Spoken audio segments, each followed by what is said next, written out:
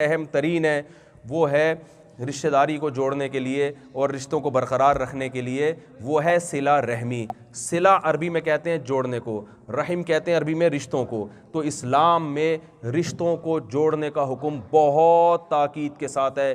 نبی صلی اللہ علیہ وسلم نے فرمایا کہ جو شخص رشتہ توڑتا ہے، رشتہ داروں کو ناراض کرتا ہے، وہ جنت میں نہیں جائے گا۔ اسلام میں رشتوں کو دوستوں پر ترجیح ہے۔ سمجھ میں آ رہی ہے بات کہ نہیں آ رہی ہے؟ آج دوست کو قریب کیا جا رہا ہے، خونی رشتوں کو دور کیا جا رہا ہے۔ حدیث میں آتا ہے زکوٰۃ کا سب سے پہلا مستحق کون ہے؟ آپ کے غریب رشتہ دار۔ آپ صلی اللہ علیہ وسلم نے فرمایا زکوٰۃ اپنے غریب رشتہ دار کو دو گے 2 اجر ملیں گے، ایک تو غریب کے ساتھ تعاون کا اور ایک رشتہ داری کو جوڑنے کا۔ تو رشتہ داری جوڑی کیسے جاتی ہے؟ حدیث میں آتا ہے بل الارحام ولو بالسلام، اپنے رشتوں کو تر رکھو، گیلا رکھو، خشک نہ ہونے دو۔ کچھ نہیں ہو سکتا سلام کر لیا کرو۔ سلام کو انگلش میں ہیلو ہائی بولتے ہیں، ٹھیک ہے نا؟ تھوڑا بہت ہیلو ہائی شریعت کی روشنی میں، ایسا نہ ہو ہیلو ہائی شروع کر دیں السلام علیکم۔ مطلب یہ کہ ان سے تعلق رکھیں۔ آپ کے جو رشتہ دار پاکستان میں رہتے ہیں، دوسرے کنٹریز، انڈیا میں رہتے ہیں، دوسرے کنٹریز میں رہتے ہیں، آپ بھول نہ جائیں۔ کچھ نہیں کر سکتے بھائی، فون کر لیا کریں 2-4 دنوں کے بعد۔ وہ پوچھے کیوں فون کر رہے ہو؟ بھائی آپ میرے بھائی ہیں، تو بھائیوں کا بھائی سے رشتہ ہوتا ہے، تو مجھے اللہ نے حکم دیا کہ میں آپ سے رابطہ رکھوں۔ آپ میری سسٹر ہو، آپ میری بہن ہو، میرا فرض ہے کہ میں آپ سے رابطہ رکھوں۔ ہمارے شیخ جو تھے مفتی رشید احمد صاحب لدھیانوی رحمہ اللہ تعالیٰ، اتنے مصروف تھے نا، ایک ایک منٹ ان کا بہت قیمتی تھا، اتنے مصروف۔ وہ جب نیچے اترتے نا آفس میں، ٹائم دیکھتے گھڑی کو، تو ایک دن ہم سے پوچھا بتاؤ میں گھڑی کیوں دیکھتا ہوں؟ ہم نے کہا اس لیے دیکھتے ہیں، یہ دیکھنے کے لیے کہ گھڑی صحیح ٹائم بتا رہی ہے کہ نہیں بتا رہی۔ حقیقت ہے۔ انہوں نے کہا جواب درست۔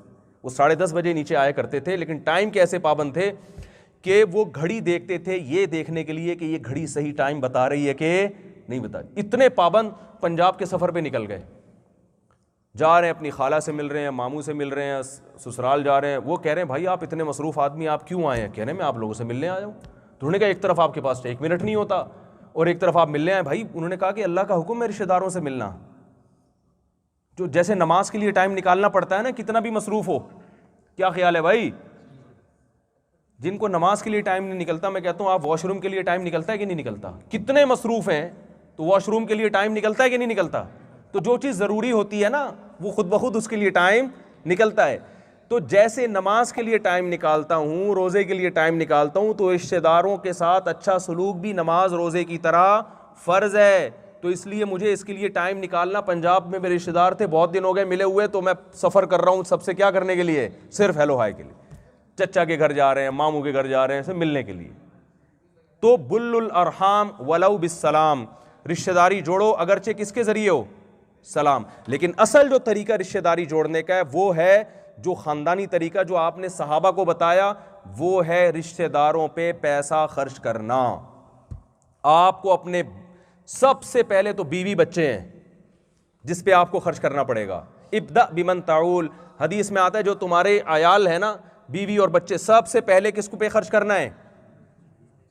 بیوی بچوں پہ، وہ تو کرنا ہی کرنا ہے۔ اور پھر جن کی ذمہ داری آپ پر بنتی ہے ان میں سب سے پہلے والدین ہیں۔ قل ما انفقتم من خیر فللوالدین، اللہ فرماتے ہیں جو بھی اضافی خرچ کرو گے اس میں سب سے پہلے تمہارے پیرنٹس ہیں، ان کو آپ نے دینا ہے، ان کے مانگے بغیر نہیں۔ یاری بات میرا خیال ہے دینا ہے ان کو۔ وہ پوچھیں بھائی مجھے ضرورت نہیں کیوں دے رہے ہو؟ بھائی میں ضرورت کی وجہ سے تو پڑوسی کو بھی کھلا دیتا ہوں، آپ اس کو اس لیے دے رہا ہوں آپ میرے ابا ہیں۔ ارے بھائی ابا پہ خرچ اگر ضرورت کی وجہ سے کیا جائے تو عام مسکین میں اور ابا میں کوئی فرق ہو گیا ہے بھائی؟ وہ تو کوئی بھی آپ کو کوئی کتا بھی نظر آتا ہے بھوکا تو اس کو بھی کھلاؤ گے نا، تو ابا میں اور ڈاگ میں کوئی فرق تو آپ نے چھوڑا نہیں۔ ابا کو تو اس لیے خرچ کیا جا رہا ہے کہ وہ کیا ہیں؟ ابا۔ ماں پہ اس لیے خرچ کیا جائے گا کہ وہ کیا ہیں؟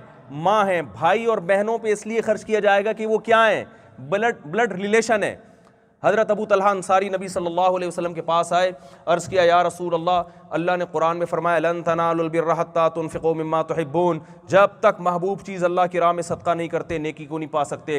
میرے پاس ایک باغ ہے، بہت پھل دینے والا باغ ہے، میں چاہتا ہوں اس کو اللہ کی راہ میں صدقہ کر دوں۔ آپ نے فرمایا بخن بخن ذاک مال رابح، واہ واہ اتنا قیمتی مال لے آئے ہیں بھائی۔